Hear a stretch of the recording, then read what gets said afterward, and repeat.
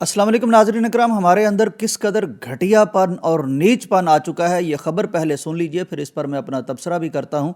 आप भी अपने तासुरात ज़रूर दीजिएगा। ये ख़बर कसूर से सामने आई है। कसूर की एक मुकामी मस्जिद है जिसमें एक नौजवान ख़तीब भी हैं, इमाम भी हैं। वो वहाँ ज़ाहिर है अपनी दीनी खिदमत सर अंजाम दे रहे हैं। तो होता यह है कि उनकी वालदा वफ़ात पा जाती हैं। वालदा कितना प्यारा रिश्ता है, कितना अहम रिश्ता है। ज़रा तसव्वुर कीजिए कि जब इंसान अपने बचपन में जाता है और उस वक्त वालदा की जो मेहरबानियाँ, मोहब्बतें, उल्फ़तें याद आती हैं, तो फिर किस कदर बंदा सेहर ज़दा हो जाता है। तो वालदा की वफ़ात के बाद ज़ाहिर है वो वालदा के जनाजे में जाके शरीक हुए, मेहमान आए होते हैं। फिर आदमी ऐसा टूटा होता है कि वो जनाजा तो था बुध के रोज़, तो अगले जुमेरात का दिन था। ज़ाहिर है जुमेरात के दिन वो ना आ सके। वालदा ताज़ा ताज़ा गुज़री थी, उनके लिए दुआएं, उनके लिए सारा कुछ। तो जब वो नहीं आए तो मस्जिद का पास, हमारी मसाजिद में अल्लाह ताला हमें हदायत दे, इस तरह का भी एहतमाम होता है कि मौलवी साहब माइक खोल के बैठ जाते हैं और एक एक रुपया, 10-10 रुपए इकट्ठे करने मस्जिद के लिए शुरू कर देते हैं। देने वालों को भी कोई शर्म आनी चाहिए कि किस तरह आपसे कोई मस्जिद में कोई फ़कीरों की तरह मांगता है तो तब जाके आपके पैसे निकलते हैं, क्यों खुद से एहतमाम नहीं करते। लेकिन बहरहाल, तो वो जब उस जुमेरात को नहीं आ सके और मस्जिद के मामूल के मुताबिक कोई चंदा वगैरह इकट्ठा नहीं हो सका, तो ऐसी बेहिस और बेदर्द किस्म की इंतज़ामिया है, इन्होंने जनाब उनकी तनख्वाह काट ली। अब इन्होंने कहा कि वो तुमने जो पैसे इकट्ठे करने थे वो तो किए नहीं, मस्जिद के पैसे अब कम हुए, लिहाजा इस माह तुम्हारी तनख्वाह 30% जो है वो तुम्हें कम मिलेगी। अब पहले तो इस बात पे आ जाइए कि हम मौलवी साहिबान को, आइम्मा इकराम को देते क्या हैं। यकीन कीजिए आज भी ये बेचारे 15,000, 20,000, 30,000 को 50,000 से कोई बड़ा हुआ होगा तो बड़ा कमाल की कोई सखी जमात होगी जो 50,000 से ज़्यादा देती होगी, नहीं देते इतना। ये आप ज़रा अपने घरों में सोचिए, गरीब से गरीब, मुतवसत से मुतवसत तबके में इतने में गुजारा होता है।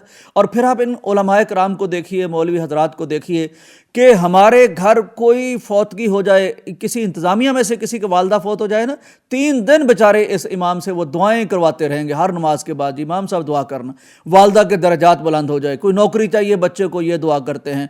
कोई घर में शादी हो जाए, ये हाज़िर होकर बरकत की दुआएं देते हैं। कोई फौत हो जाए, ये दुआएं देते हैं। कोई सानहा आ जाए, मुसीबत आ जाए, ये दुआ देते हैं। कोई नमाज पढ़ानी हो, ये पढ़ाते हैं।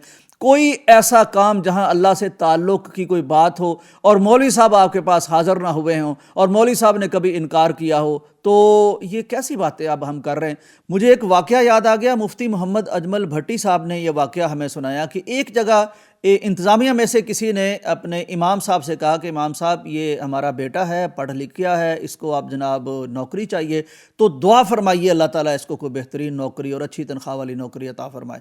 तो मौलवी साहब ने अब दुआ शुरू कर दी, कहने लगे या अल्लाह, इसको जिस तरह मुझे आला नौकरी अता फरमाई है, जितनी मेरी तनख्वाह है, इतनी तनख्वाह वाली अच्छी नौकरी इस मेरे इंतज़ामिया के जो साहिब हैं इनके बेटे को अता फरमा।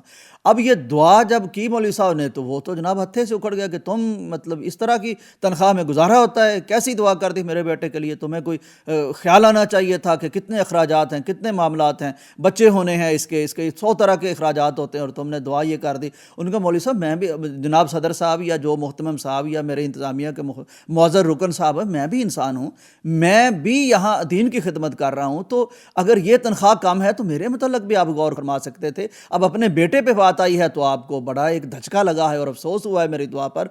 तो नाज़रीन इकराम, ये भी इंसान है और बड़े अच्छे इंसान हैं और इनकी खिदमत करनी चाहिए। नबी अलैहिस्सलाम एक दफ़ा कबीले आते थे, आके इस्लाम कबूल करते थे, कहते थे हमारा कोई इमाम बना दीजिए। तो एक कबीला था, उनमें कुरान सबसे ज़्यादा जिसको याद था, वो अभी कम उम्र बच्चा था, तो उसको आपने उनका इमाम मुकर्रर फरमा दिया।